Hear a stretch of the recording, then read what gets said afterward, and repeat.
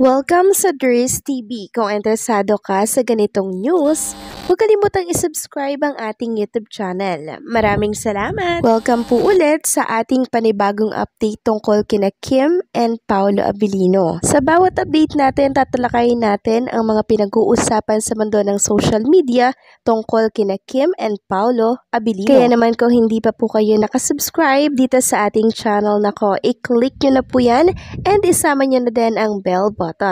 So, ayan, welcome back again sa ating YouTube channel mga kakimpaw, and sa update natin ito, ang pag-uusapan natin ay tungkol sa mga importanteng ganap kina Kim and syempre kay Paolo Abilino.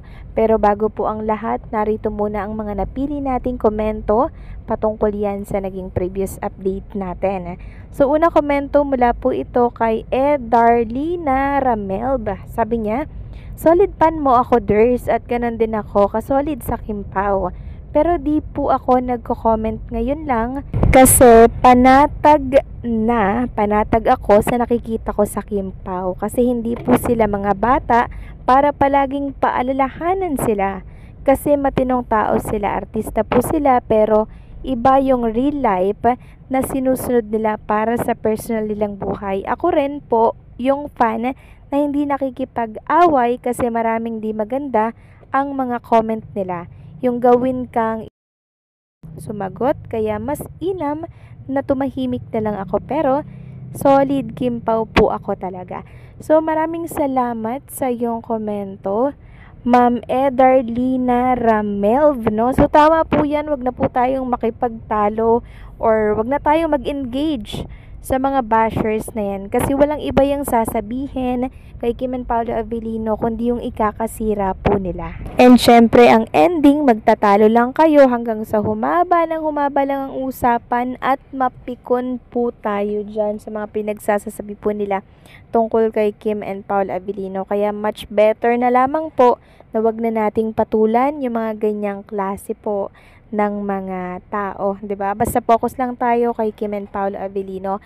And na-appreciate ko po Ginang or Ma'am Darlina, yung pagiging tahimik nyo po. Hindi ko nga alam na fan din po kayo ng ating channel, no? Maraming salamat po sa inyong pagtitiwala sa mga update natin, and syempre kay Kim and Paolo Abilino. And maraming salamat po sa inyong patuloy, no, na pagtitiwala sa kanilang dalawa. Kahit na hindi natin sila madalas nakikita, andyan pa rin po, panatag pa rin po kayo sa kanilang dalawa. So maraming salamat, God bless, and mabuhay po kayo. At ang pangalawang komento naman natin ay mula po kay Rosemary Diano. Sabi niya po, yung time na yan, Miss Durs, hindi yan nagkataon kasi may taping na sila dyan sa What's Wrong with Secretary Kim, kung saan Paolo and Kim na issue na magkamabutihan. Pero hindi pa kasi umamin si Kim na nagkahiwalay na sila ni Sian. At that time, opening lang, promo inamin na niya nung natapos na at nagsimula na silang mag-taping sa What's Wrong with Secretary Kim. Nung umamin na siya, ganyan din ang message ni Paolo. They became close sa Linlang pa lang, promo nila sa Linlang in Milan, na lumabas sila lang dalawa, nag-train, kumain sa restaurant, nag-tour silang dalawa, lahat kasi yan may videos galing sa fans. Alam na ni Paolo na hiwalay na si Kim, pero hindi pa umaamin si Kim, kaya nga bumakod agad si Pao. So maraming salamat po sa komento, Ginang Rosemary Diano, no? So parang si Paolo Abilino pala yung naging sandalan, naging takbuhan po ni Chinita Princess nung time po na nagkahiwalay na po sila ng kanyang ex. So right timing din talaga ito nga si Paolo Abilino. Biruin yun, 15 years po siyang nagantay dito kay Chinita Princess para lamang po alam niyo yun, makasingit siya kasi may boyfriend po si Kim Chu nung time na crush po nitong si Paolo si Kim, 'di ba? Si Gerald, si Zian Lim, 'di ba? So ngayon, mabuti na lang mga kakimpaw at nagkaroon po ng chance si Kim and Paolo Abilino, at until now, ito po yung nagiging dahilan ng kasiyahan ng isang Chinita Princess. And syempre, takbuhan po ni Kim itong si Paolo Abilino, lalo na ngayon meron po siyang family problem and kailangan po talaga ng comfort ni Kim Chu. Nakita nyo naman po kanina, 'di ba, sa previous update natin na itong si Direk Loren talagang to the rescue po kay Chinita Princess. Talagang father figure po siya for Chinita Princess. Talagang andon makikita niyo po yung comfort na binibigay niya kay Kim Chiu. So maraming salamat po sa komento, Ginang Rose Meridiano. God bless and mabuhay po kayo. So yun na nga, pag-usapan na po natin ang tungkol dito sa kaganapan po kanina. So 'di ba, bumisita po si Direk Loren sa Cebu, Pro Manila. Talagang nag-effort siyang pumunta ng Cebu, mga kakimpaw. And after nun, nagkaroon po sila ng salo-salo kasama po yung ibang team, Alibay and syempre si Kim Chiu and yung iba pa pong mga executive. Nakita rin natin doon si Bella Padilla, yung kaibigan po ni Chinita Princess, no? And nakita rin natin doon, mga kakimpaw, si Paolo Abilino. Kumain sila sa labas. Akala ko nga po hindi kasama si Paolo Abilino, pero nung time na nag-video na po si Chinita Princess, mga kakimpaw, nakita ng marami si Paolo. Pagka ano po ng camera, pagka roll ng camera ni Chinita Princess, biglang yuko naman ni Paolo Abilino. Pero unang-unang kita ko pa lamang po doon sa pagyuko niyang yon, na ano ko na agad na si Paolo Abilino to, nagtago na naman.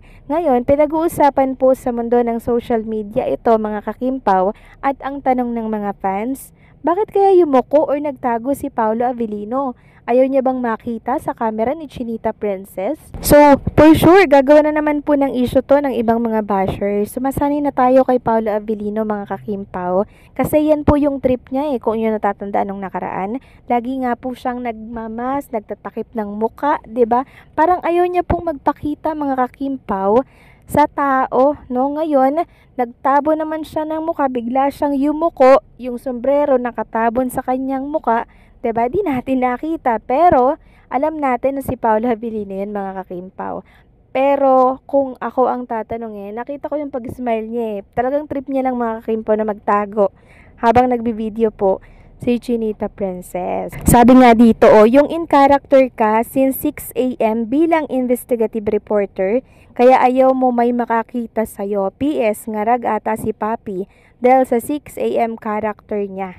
So, pwede rin, nadadala niya po yung character niya, yung role niya dito po sa The Alibay. Kaya lagi po niyang tinatago yung kanyang mukha, mga kakimpaw. Hindi po ibig sabihin na tinatago ni Paolo Abilino yung kanyang mukha sa mga picture, ayaw niya na pong makita at gusto niya magtago kay Chinita Princess. Hindi po ganon, mga kakimpaw. Trip niya lang talaga yung hindi ipakita yung mukha niya kasi gustong-gusto niya siguro na iniinis yung mga fans, pinagtitripan yung mga fans. Kaya ngayon, siya po ang topic ngayon sa mundo ng X, sa mundo ng social media. Pero kahit ganyan ang ginawa ni Paolo Abilino, ang mahalaga nakita natin na kasama siya ni Chinita Princess and syempre ni Direk Loren at ang iba pang mga cast ng Alibay dito po sa parang pinakang dinner na nila kanina. So, masaya na naman ang puso natin, mga kakimpaw. Meron naman tayong bagong update kay Kim and Paolo Abilino. And nakita natin na sabay silang kumain sa labas. So, anong say niyo dito, mga kakimpaw? Please comment down below.